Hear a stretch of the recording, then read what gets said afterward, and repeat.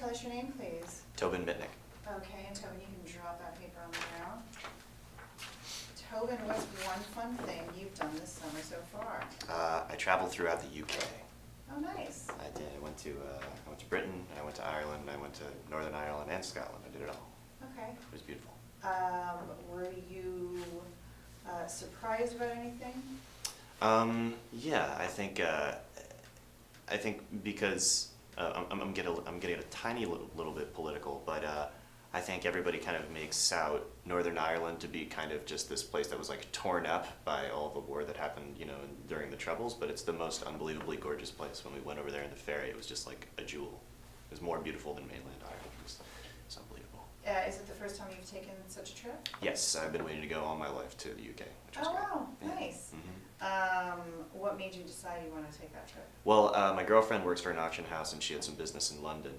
So I met her there and we were kind of like able to subsidize our trip a little bit because they have to pay for her flight there and our flight back. So we just split everything that I paid for.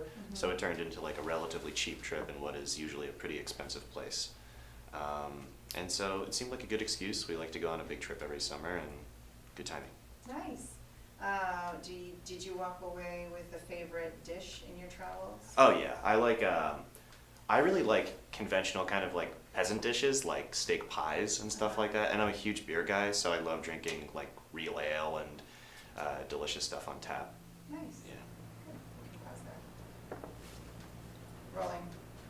So I know a lot of you are interested in my camera technique, which kinds of DPs I like to use, but the fact is I like to use one DP because when you find your voice, which takes you a lot of films to do, I remember my first short film was this complete Kurosawa ripoff. It was absolutely ridiculous.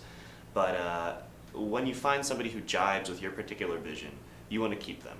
And you are willing to pay them whatever it takes to keep them, which can come into, you know, some struggles with execs and all that different kind of stuff.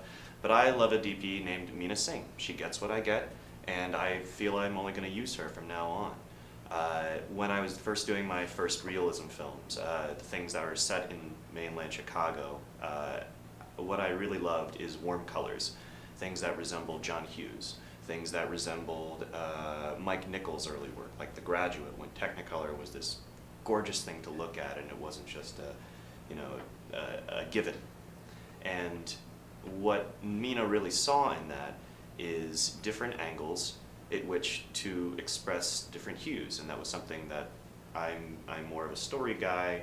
She was able to match my vision for the story in that respect. And if we want to go further into Meena, I met her when I was still working in commercials, and the work is great, it pays well. It's not artistically fulfilling in terms of creating a long narrative, but it's a stepping stone.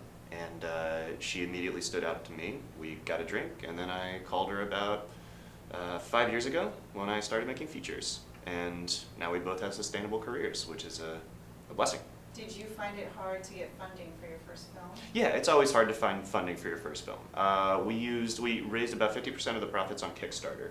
And then the rest was given us in a very generous donation by a man named Chris Moore. Chris is the original producer of Project Greenlight, along with Matt Damon and Ben Affleck, and he loves supporting new filmmakers. We were very lucky in that we had an in with Chris.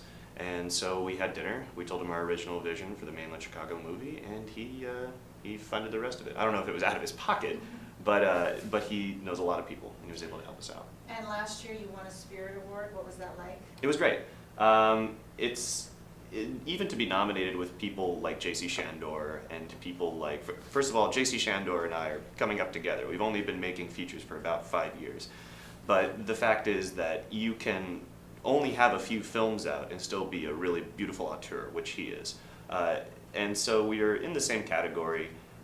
We went out for a drink the night before and we basically said to each other, it's all happening in terms of recognition. I guess the next step is the Oscars. But I kind of like where I am right now because our budgets are small, our crews are intimate, and we're able to make the movies that we want to make. Fantastic. Looking directly at the camera.